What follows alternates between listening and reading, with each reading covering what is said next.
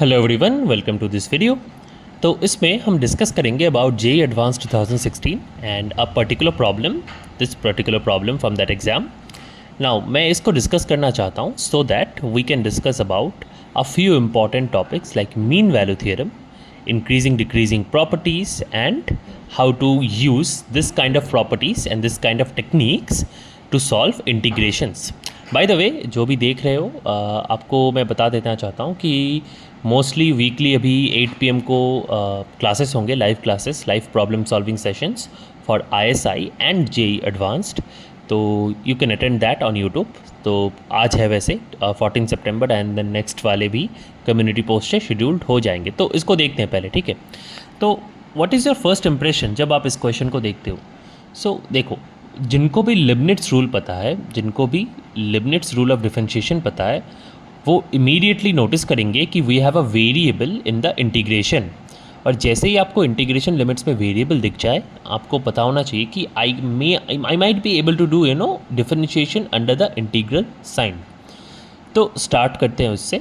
What will happen if I do d d x of 0 to x t square upon 1 + t to the power 4 dt, और इस side भी मैं कर देता हूँ d d x of 2x - 1। We have to notice कि x है 0 से लेके 1 के बीच में, जो कि एक क्रूशल इन्फॉर्मेशन है हमारे पास, ठीक है। ओके, तो ये जो टोटल चीज़ बन गई मेरे पास, यहाँ पे ये आ जाएगी। आपको पता होगा कि कैसे ये किया जाता है, अदरवाइज़ आप मेरा वीडियो चेक कर सकते हैं। तो पहले मैं x का डिफरेंशिएशन देखूंगा which is 1, and then you simply put x। तो ये बन जाएगा x² अपॉन 1 + x की पावर 4, राइट। और राइट हैंड साइड में बन जाएगा 2, because that was simply 2। Okay, so ये मेरे पास आ गया। अब विद दिस इंफॉर्मेशन मैं क्या करने वाला हूँ, आप देखो कि फर्स्ट ऑफ ऑल हम क्या करते हैं, एक ऑक्सिलियरी फंक्शन डिफाइन करते हैं। दिस इज़ वेरी यूजफुल और आपको लाइव सेशंस में भी और अलग प्रॉब्लम्स में भी दिखेगा। Why are this auxiliary function so important? तो ये एक फंक्शन है जो मैं ऐसे डिफाइन करूँगा सच दैट कि ये जो इक्वेशन मेरे पास दिया गया था, इसको मैं लेफ्ट हैंड साइड में कम्प्लीटली ट्रांसफ़र कर दूंगा, ठीक है। तो बेसिकली मेरा auxiliary function g of x कुछ ऐसा दिखेगा, -2 of x - 1, ठीक है। अब इसमें कुछ चीज़ें नोटिस करने वाली ये हैं कि g ऑफ 0 क्या होगा।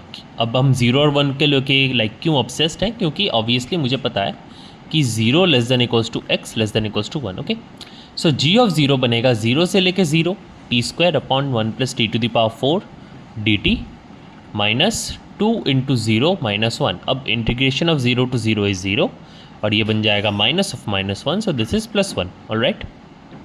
Similarly if I were to do, g of 1 बनेगा 0 से लेके 1 t² upon 1 + t to the power 4 dt 2 × 1 - 1। Now this simply becomes 0 से 1 t² upon 1 + t to the power 4 dt, and ये बन जाएगा -1। ओके, नाउ कुछ चीज़ें यहाँ पे जो हम नोटिस करेंगे। फर्स्ट ऑफ ऑल नोटिस कीजिए कि t का जो वैल्यू है that is also belonging to the interval 0 से 1। दिस वुड मीन कि t² upon 1 + t to the power 4 जो होगा वो t² होगा, राइट। क्योंकि obviously 1 + t to the power 4 is greater than 1, and आप डिवाइड करोगे t² से, so it will produce a quantity which is t²। और क्योंकि ये कंटिन्यूस फंक्शंस हैं, हम ऐसा लिख सकते हैं। ओके, हम ऐसा लिख सकते हैं, छोटा dt आप लिख लो इधर, विच मीन्स, और राइट हैंड साइड इस इंटीग्रेशन का जो आंसर आएगा वो आएगा 1/3। देयरफॉर आप कह सकते हो कि g ऑफ 1 जो है it is going to be less than 1/3 - 1 या फिर -2/3। Okay, in simple words g of 1 is negative. तो हम देख सकते हैं g of 0 is positive and g of 1 is negative. The only thing, since we already found out a differentiation कि g prime of x क्या बना था मेरे पास, मुझे ऑलरेडी पता था कि वो ऐसा बनेगा x² / 1 + x to the power 4 - 2, है ना। अब यूजिंग AMGM, क्योंकि x² और x to the power 4 ये सारे पॉजिटिव क्वांटिटीज़ हैं, अगर आप x to the power 4 + 1/2 AMGM करते हो on x to the power 4 and 1, you will simply find this is equals to √ of x to the power 4 into 1, which is x²।